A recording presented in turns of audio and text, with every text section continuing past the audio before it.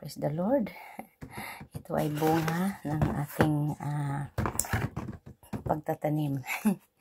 Itong apple na ito, tinanim po namin ni Lord ito year 2020.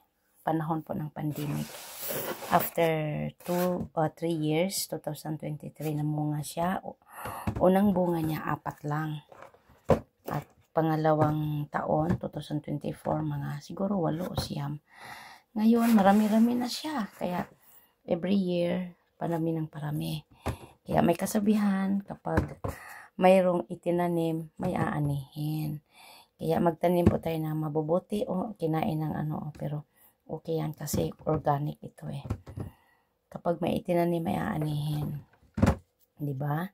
So, patuloy lang tayo magtanim para may aanihin tayo na mabubuti. Magtanim na mabuting gawa. Para aani din tayo ng mabubuting bunga. Salamat sa Diyos. Thank you. Salamat po. Thank you, Lord. Salamat. Sinong may gusto, sabihin nyo lang. Yan. Thank you po. Thank God. Thank God I am blessed. Favor upon favor. Amen.